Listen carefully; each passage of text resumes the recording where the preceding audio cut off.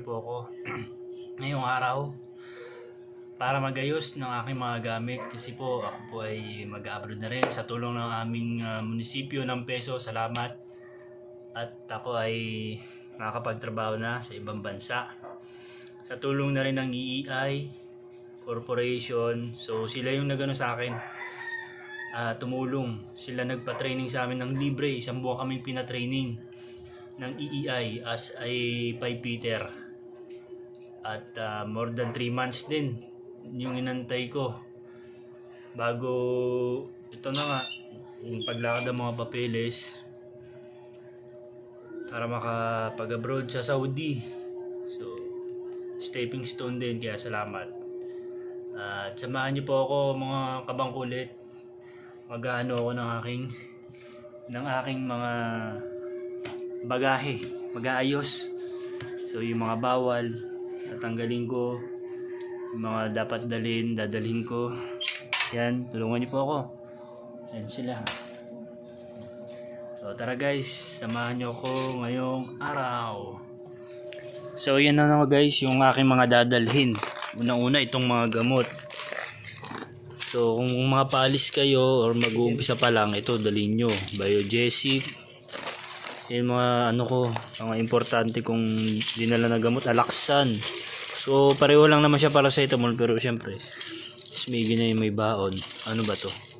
Carbosystem pang ubo, Decolgen, BioFlu, at ano pa ba to? Diatabian, Strepsil. Baka mamaya kumatay yung lalamunan, wala tayong mainom. Ano to? Mepinamic para sa in case na magkasugat. Tsaka ito yung eye mo para sa mata. So nagbaon na rin ako ng para sa GERD ko kasi may GERD ako. Ito Omeprazole. Kasi mabisa to guys kung sino may mga hyperacidity dyan, acid reflux. Yan yung nireseta sa akin ng doktor ko. So ayan, oatmeal, Energen. So yung dilata ko dadagdagan ko pa to kasi kulang pa yan. Note pala, bawal pala yung mga sa Saudi, pagka mga Middle East, maraming bawal. Bawal ang baboy, so bawal ka magbaon ng mga meatloaf, mga ganyan. Basta yung mga gawa sa baboy, bawal yan.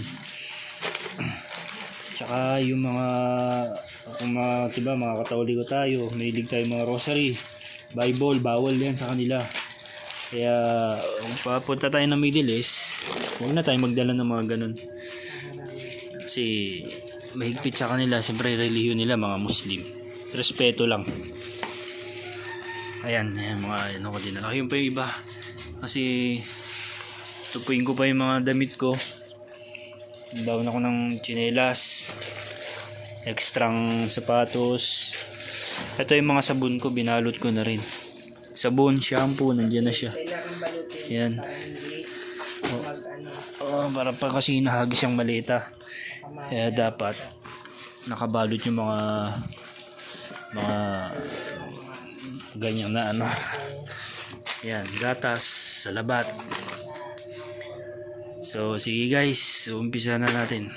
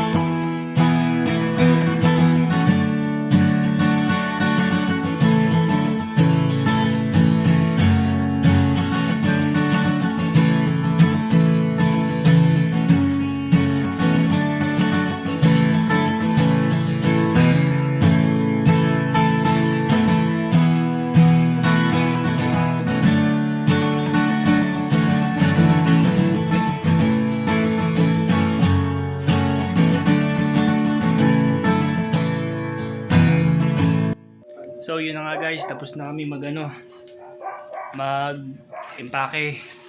So titimbangin ko na lang. So tara, timbangin natin kung Kailangan 35 eksakto sa timbang, kailangan 35. kilo. Hindi dapat sumobra.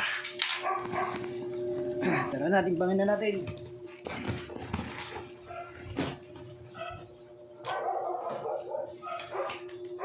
So, diba nakaraan sa 20, 53. Oh, hindi ka exceed. Sakto ka lang. 23, 30, 33. 33.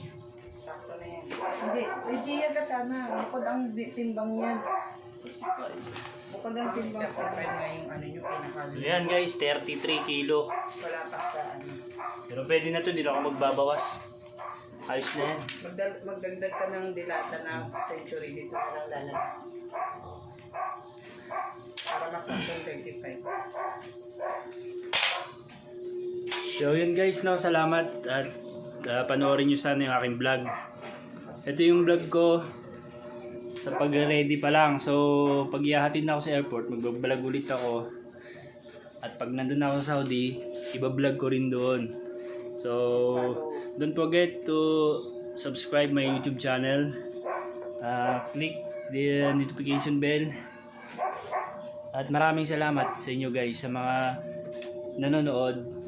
Supportahan nyo ang aking maliit na YouTube channel. So hanggang dito na lang guys, salamat.